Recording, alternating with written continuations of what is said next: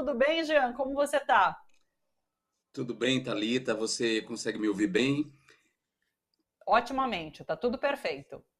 Maravilha, obrigado pelo convite. E uma boa tarde a toda a audiência da TVT, aos trabalhadores e trabalhadoras que acompanham a programação da TVT. Seja muito bem-vindo, Jean.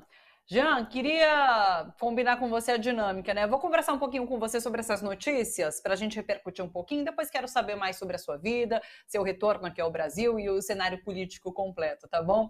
Mas muito Legal. curioso, a gente trouxe esse recorte da sua participação ontem e você já chamava atenção para o perigo da extrema-direita e dessa manifestação que acontecia em relação às armas, né, pró-arma.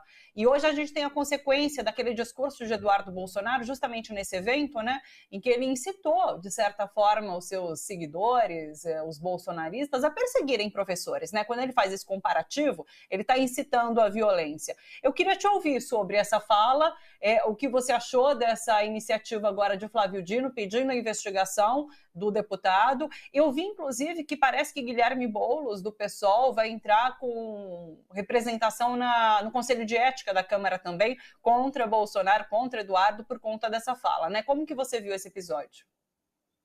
Olha, primeiro eu acho essa reação importantíssima. As instituições democráticas precisam reagir imediatamente e de maneira veemente a todos os discursos que são antidemocráticos ou que buscam mistificar ou estigmatizar categorias de trabalhadores ou grupos populacionais. Eu achei a liberação desse ato pró-armas, no mesmo dia da parada do orgulho LGBT, uma irresponsabilidade por parte do governo do GDF. É, primeiro porque o movimento pró-armas é em si mesmo, em sua essência, uma antítese do movimento LGBT. Ou seja, tem propósitos distintos. E é claro que as pessoas que estavam nas ruas pedindo armas, ou seja, a 600 metros do Sim. cenário onde aconteceu o ato golpista de 8 de janeiro, é óbvio que essas pessoas poderiam e creio que estavam armadas. Portanto, um evento desse, pouco antes da parada do orgulho LGBT, era um risco para as pessoas LGBTs. Então, para além da gravidade do discurso de Eduardo Bolsonaro, havia essa questão aí que eu acho que precisa ser vista pelos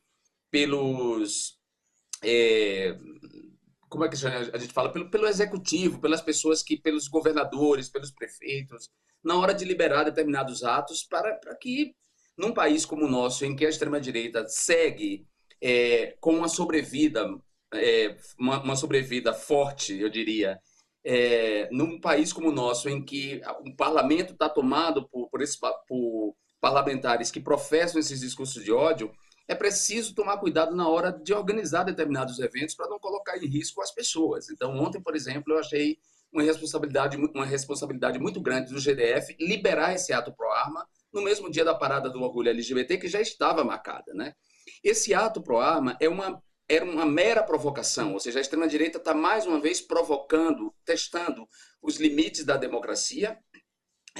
A provocação de fazer esse ato ali, basicamente no mesmo lugar em que 8 de janeiro terroristas e pessoas contrárias à democracia tentaram um golpe militar, né, um golpe civil-militar, porque eram civis que estavam ali servindo como gado, como rebanho para aquela palhaçada perigosíssima, mas nós sabemos que houve participação dos militares do governo Bolsonaro na preparação e na instrução daqueles civis que estavam ali para aquele golpe.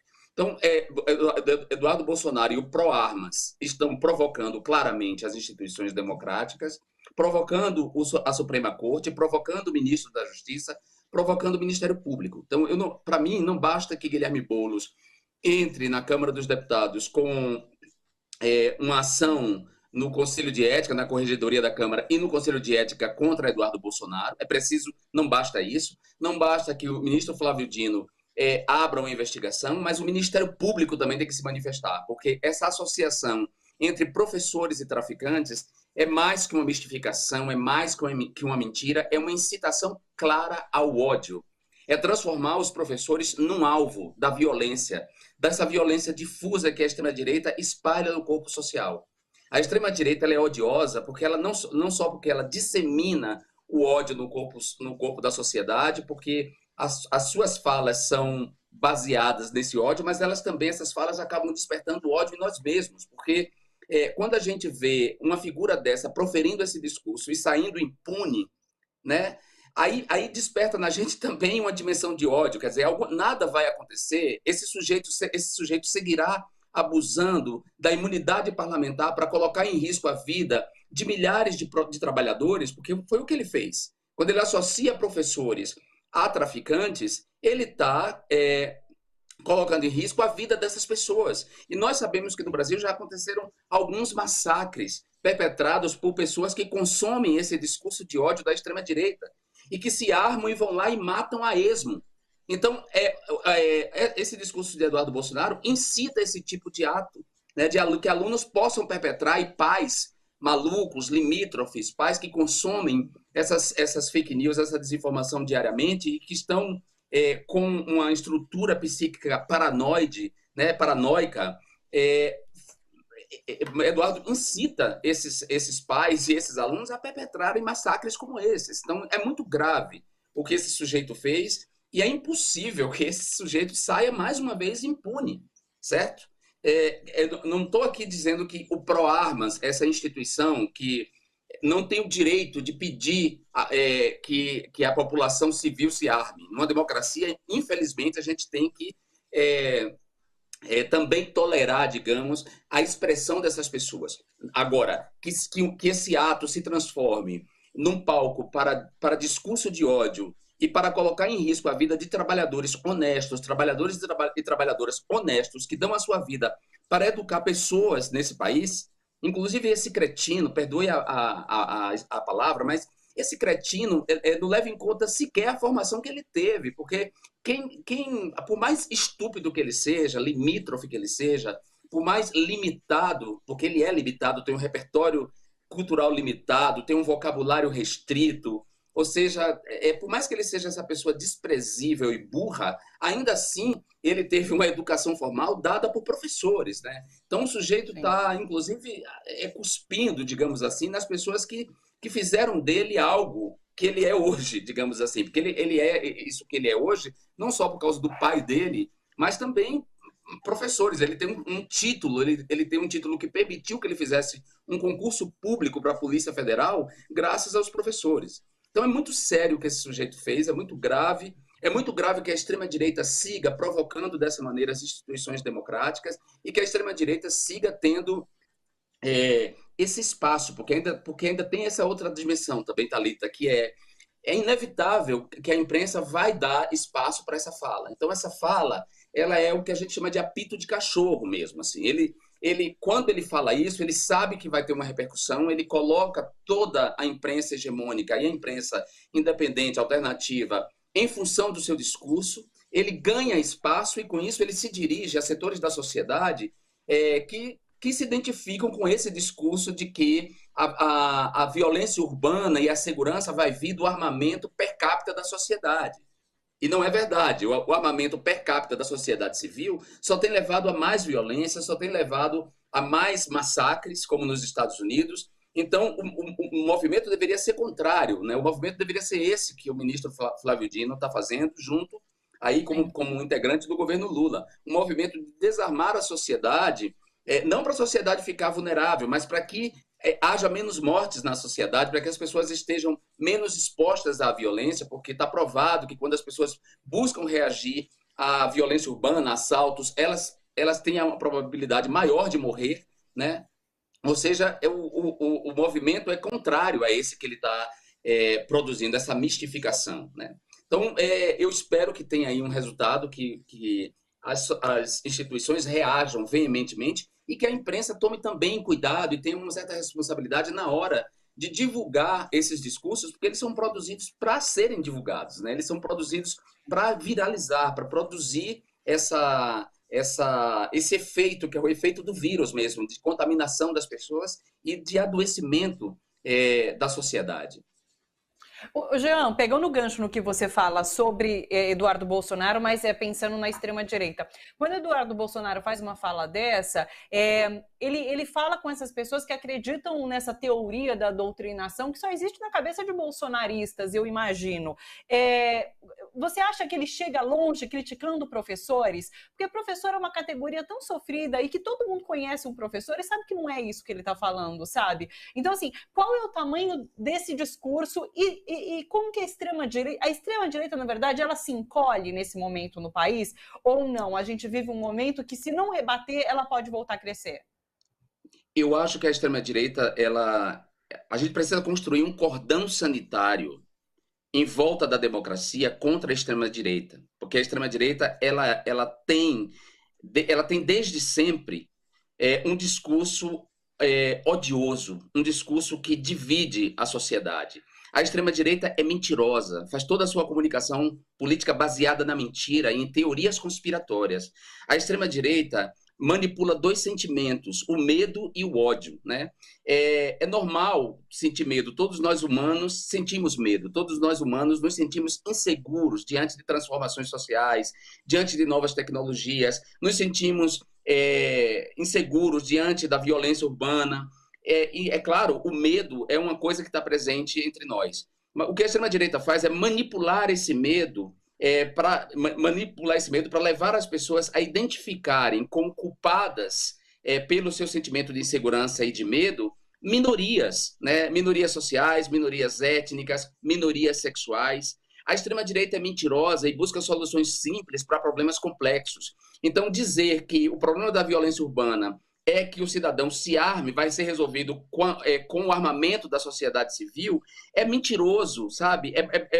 Buscar uma solução, é apontar uma solução simplista, redutora, burra, para um problema complexo, que é o problema da violência urbana, que envolve desigualdade social, que envolve distribuição democrática do direito à saúde, distribuição democrática do direito à educação, do direito ao lazer e à cultura. Uma sociedade, quando tem acesso a equipamentos de cultura, quando lê mais, quando vai mais ao teatro, quando vai mais ao cinema, quando pode ir a shows de música, quando pode experimentar as artes vivas, quando tem quadras esportivas nos bairros, quando pode viver os esportes, essa sociedade ela não precisa se armar, é uma sociedade que está mais vacinada, digamos assim, contra o medo. A violência urbana, portanto, cai. A violência urbana está diretamente ligada à má distribuição desses direitos. Então, a solução não é armar a sociedade. Até porque também um trabalhador que ganha um salário mínimo, ele não vai poder comprar arma, né? Uma arma legalmente. Ele não vai poder comprar porque uma arma custa caro. Então, quem vai comprar arma é um certo setor da sociedade, e essas armas, quando compradas, elas podem ir parar na mão justamente dos bandidos, ou seja, o armamento da população civil alimenta o tráfico de armas, né? E empodera as organizações criminosas, porque as armas da polícia, inclusive, têm ido parar na mão de organizações criminosas. Então, esse discurso de Bolsonaro é, antes de tudo, uma falácia, uma mentira, é um discurso mentiroso. Ele tem a função de manter viva a extrema-direita que agora está recuada por causa da vitória de Lula, por causa de todas as ações que o governo Lula vem tomando em todas as áreas.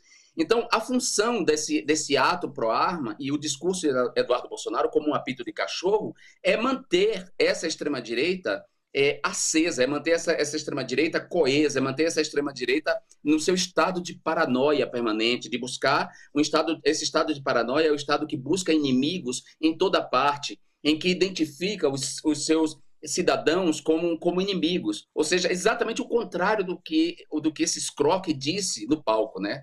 Porque esse Scroque disse que um professor divide a família, e essa é uma mentira. Nenhum dos meus professores dividiu minha família, ao contrário.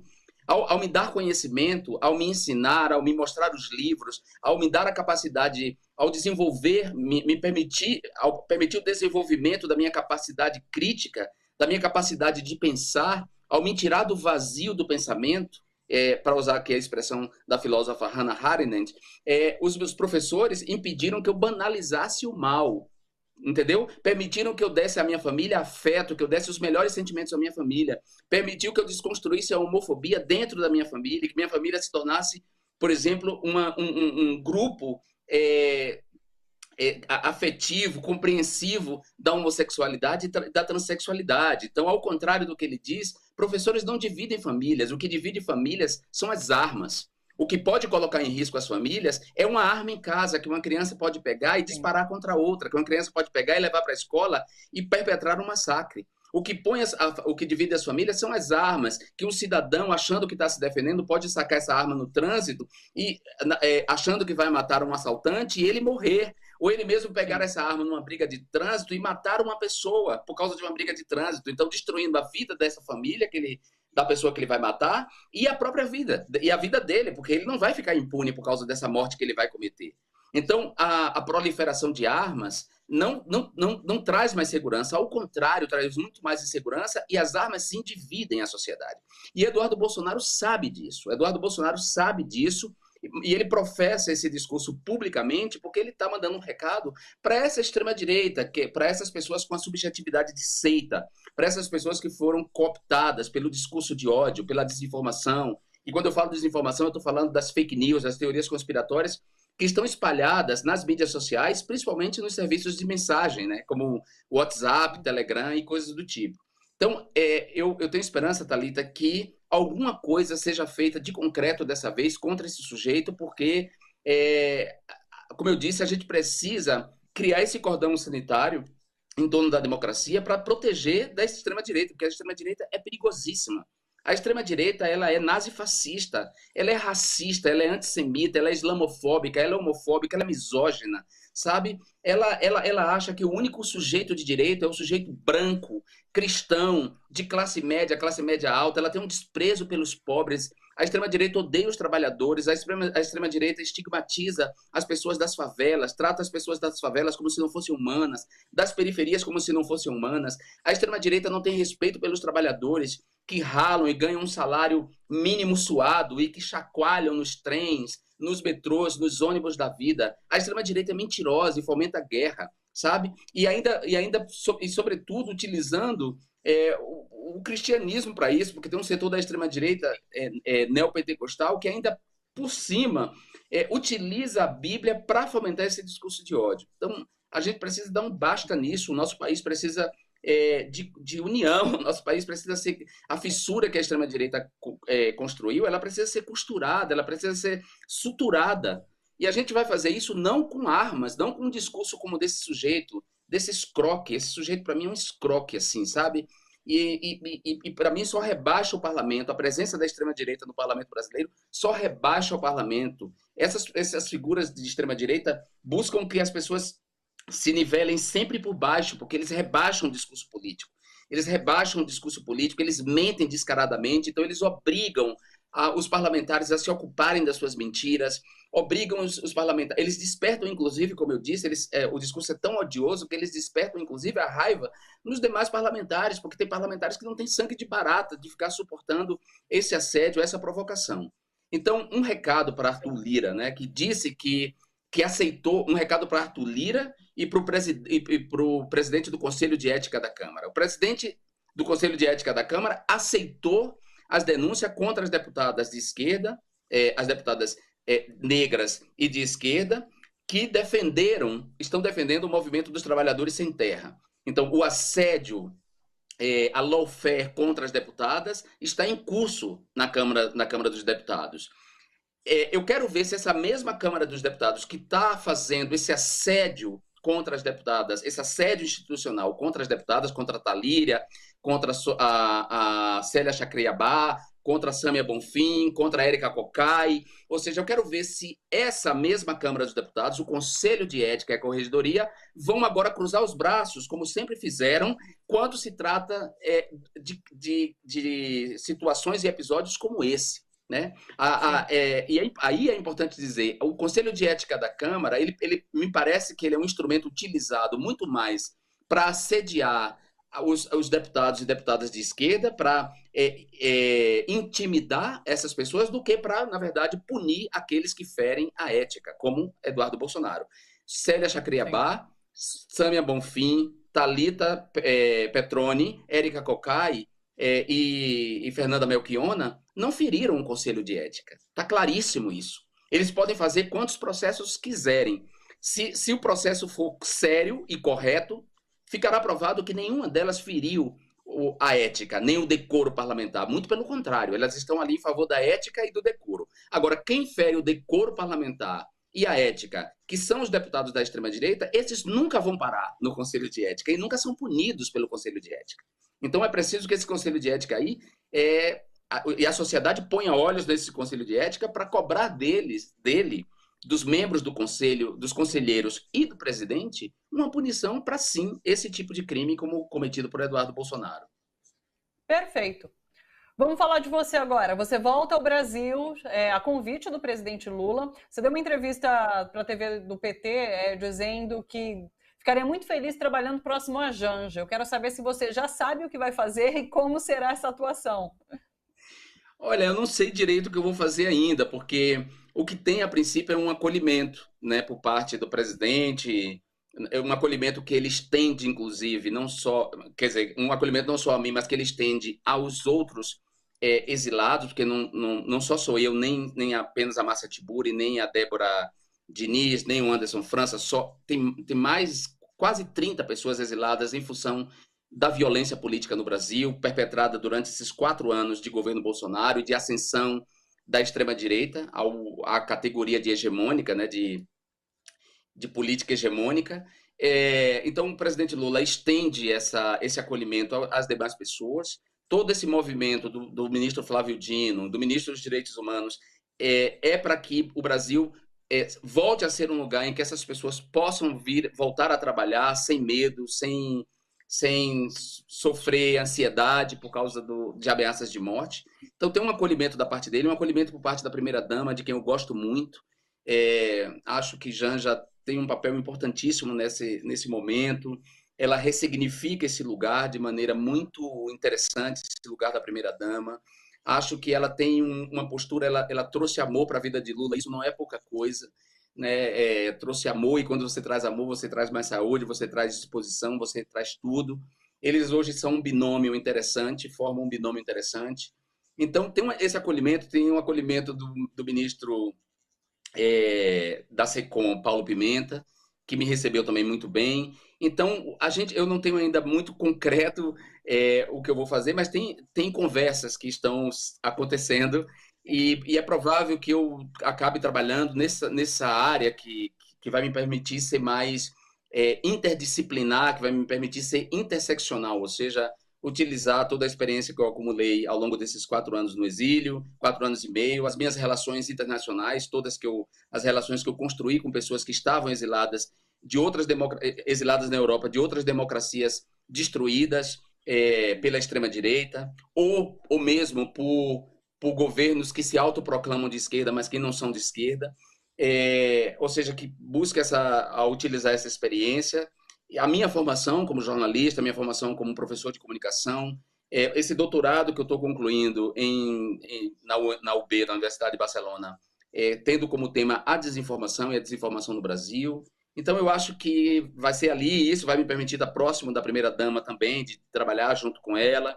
Eu acho que vai ser nesse lugar aí, na comunicação, que eu vou poder aproveitar essa potencialidade. Só que nada disso ainda está certo. Isso como eu disse para você, tem um acolhimento, tem uma conversa, mas a gente ainda não bateu o martelo. Eu estaria sendo leviano aqui se eu dissesse que batemos o martelo. Não batemos, acredito que vamos concluir isso o mais rápido possível, porque eu quero trabalhar, e aí eu quero trabalhar mesmo no fortalecimento da nossa democracia, desde esse lugar, desde essas habilidades e competências que são as minhas e que eu posso colaborar. Jean, explica um detalhe sobre esse seu retorno. Vocês têm algum apoio institucional do Ministério da Justiça, alguma garantia? Explica para a gente. Sim, a gente tem um apoio do Ministério dos Direitos Humanos, que nos colocou no programa de proteção a defensores de direitos humanos. Então, eu estou no programa de proteção a defensores de direitos humanos, a Márcia também está, e o ministro Silvio Almeida está aberto e disposto a conversar com... Isso ele pode dizer, claro, mas eu estou dizendo aqui porque foi o que ele disse para nós, para mim e para a Márcia, e que o Ministério está aberto e disposto para todas as pessoas exiladas que saíram daqui ou que pediram asilo em outro país por causa da violência, das ameaças de morte, está disposto a conversar com todas, porque a gente está nesse movimento de recompor a nossa democracia e tornar o nosso país novamente um lugar em que as pessoas podem pensar livremente, as pessoas podem atuar politicamente, artisticamente, sem serem assediadas, seja o assédio jurídico, seja o assédio moral, seja as fake news e as mentiras e as calúnias, como as perpetradas por essa organização especializada nisso, que é o MBL.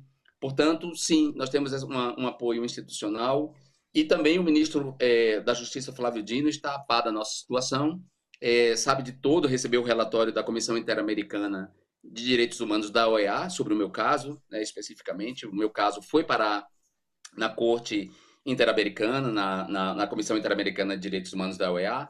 Ou seja, o ministro está a par disso, a comunidade internacional está a par de que eu voltei ao Brasil, toda a comunidade internacional democrática e os organismos internacionais. Então, elas estão de olho na minha volta, porque qualquer coisa que aconteça comigo, a comunidade internacional vai se manifestar e cobrar, claro, do governo sobre qualquer coisa que venha acontecer conosco, na verdade. E nesse sentido, daí a pergunta pessoal, você se sente seguro neste momento do Brasil? Porque você continua sendo uma fala que tem uma fala crítica, se colocando criticamente, né, e apontando para a extrema-direita. Você se sente seguro? Olha, eu me sinto muitíssimo mais seguro agora que o presidente Lula é presidente do Brasil, que o ministro Flávio Dino é o ministro da Justiça, que Silvio Almeida é o ministro dos Direitos Humanos. Eu me sinto muito mais seguro que o Ministério Público voltou a funcionar fora da cooptação da extrema-direita. Eu me sinto muito mais seguro que os policiais antifascistas nas polícias militares e na Polícia Federal e na Polícia Rodoviária Federal estão tendo um espaço maior de atuação. Tudo isso me faz me sentir muito mais seguro agora do que em 2018, quando eu deixei o Brasil. Isso não quer dizer que eu não tenha que tomar determinadas precauções, porque existe uma violência difusa, como eu disse, a extrema-direita estimula muito uma violência difusa, que é essa violência que pode ser perpetrada pelo cidadão comum, envenenado pelas mentiras, né? Envenenado pelas calúnias. Então, claro, há que se tomar cuidado, mas o clima no Brasil, se comparado ao de 2018, o clima no Brasil é outro hoje, né? E é outro graças à vitória de Lula. E a gente tem que fortalecer isso, quer dizer, tem que fazer com que essa extrema-direita recue ainda mais, porque ela é perigosa para a vida em sociedade. A extrema-direita é perigosíssima para a vida em sociedade. A extrema-direita não sabe debater dentro dos marcos civilizatórios. Ela não sabe fazer um debate justo, um debate lícito, honesto. Ela parte para agressão, e a agressão sempre filmada para produzir desinformação depois nas mídias sociais. Então, a gente precisa continuar avançando nesse sentido para fazer a extrema-direita recuar, e quando ela recuar para o que ela estava antes, a gente fortalecer esse cinturão sanitário contra ela. Perfeito. Agora, só para finalizar realmente, qual era a sua maior saudade do Brasil? Qual é a maior dor do exilado lá fora? O que você sentiu quando pisou aqui no Brasil? Olha, primeiro assim, quando você é criado num país e numa língua e você viveu uma parte significativa da sua vida, a maior parte da sua vida nessa paisagem real e simbólica, voltar para esse lugar é um aconchego. Então você vê a paisagem do país que você se acostumou a ver, já é um aconchego. Então, para mim, foi uma emoção já quando eu cheguei em São Paulo, no aeroporto de Guarulhos. Eu já estava emocionado, eu já chorei bastante naquele momento. E olha que eu não tenho nenhuma relação com Guarulhos. Mas Guarulhos é Brasil, então o simples fato de estar em solo brasileiro ali já tinha provocado uma emoção muito grande em mim. Aqui em Brasília, quando houve a recepção no Eixão, aqui foi uma pletora de alegria, porque eu deixei o Brasil no momento em que, como eu disse para você, o corpo da sociedade estava por demais infectado pelo ódio, né? E as pessoas estavam, de fato, acreditando nas mentiras, naquela avalanche de mentiras produzida e reproduzida pela máquina de ódio do bolsonarismo e da extrema-direita. Essa máquina de ódio que foi desmontada por ações da sociedade civil, como o Sleep Giant, por exemplo, que conseguiu desmonetizar uma série de canais e de youtubers que disseminavam mentiras abertamente, ou mesmo jornalistas, entre aspas, que em emissoras como a Jovem Pan mentiam descaradamente. Então, essas pessoas perderam um pouco do financiamento, né, que elas tinham, e ao perder o financiamento, óbvio que elas perderam também espaço, né, estão recuando. Então, o clima, aquela recepção das pessoas me abraçando e felizes com a minha volta e emocionadas e dizendo que o meu retorno significava que as coisas estavam entrando do eixo, aquilo me tomou de muita emoção. Mas eu sentia muita saudade da minha mãe e dos meus irmãos, assim, de abraçá-los, de estar com eles fisicamente, de saber que eles estavam ao alcance de uma visita minha, né? Porque estando no Brasil, mesmo morando em Brasília, eles estão ao alcance de uma visita minha. E no exílio, eles não estavam ao alcance de uma visita, né? E durante o exílio, eu não me sentia seguro para voltar, porque a gente viu que a polícia estava cooptada pelo bolsonarismo, a Polícia Federal, então não me sentia nada seguro, não me sentia mesmo. E o bolsonarismo, a gente soube depois que Bolsonaro pretendia dar o golpe de 8 de janeiro e, na sequência, prendeu o presidente Lula. Então, assim, a extrema-direita, ela mente. A gente está vendo agora o caso do reitor, do Cancelier, que o cara se matou. E o cara se matou por causa de uma prisão espetaculosa, baseada em mentira contra ele, entendeu? Então, aquele momento, aqueles anos, eram anos de completa insegurança, inclusive em relação às instituições, porque as pessoas poderiam inventar uma mentira e provocar a sua prisão, e provocar a prisão. A extrema-direita matou Marielle Franco, né? Então, eu não me sentia nada seguro para voltar. Mas agora que o presidente Lula se elegeu, está com 6 meses de mandato, esses 6 meses já produziram efeitos muito significativos, resultados muito significativos. Eu achei que era hora de voltar, porque a saudade estava pesando, e porque eu também quero contribuir com o futuro do país. Eu quero fortalecer a nossa democracia, não que a gente vá retornar para o passado, para os anos idílicos dos 2 primeiros governos Lula. A gente tem um desafio pela frente, né? Muito grande. A gente vai pegar o melhor do passado e apontar para o futuro. E apontar para o futuro implica em reconhecer que um percentual da população brasileira é fascista, ponto. Um percentual de mais ou menos 20%, digamos assim, no máximo 20%, é fascista, né? Está identificado com o mal, é racista, é homofóbico, sabe? Tem desprezo pela vida humana, acha que merece direito só as pessoas do seu entorno imediato, ou seja, é uma gente que manipula o sentimento, manipula negativamente o sentimento de pertencimento a uma nação, porque eu me sinto pertencendo ao Brasil, mas eu não me sinto esse patriota que eles são, né? A minha pátria é a pátria dos indígenas, né? A minha pátria é a pátria da herança cultural africana, a minha pátria é a pátria do carnaval, dos artistas incríveis, como o José Celso Martinez Corrêa, que nos deixou, lamentavelmente, nessa tragédia que foi esse incêndio. Ou seja, é o país da Elis Regina, da Maria Rita, é o país do Chico Buarque de Holanda, que ganhou o Prêmio Camões. Esse Brasil existe, esse Brasil é nosso, esse Brasil tem que vigorar, e eu vim para fortalecer esse Brasil com todos os desafios que nós temos para o futuro.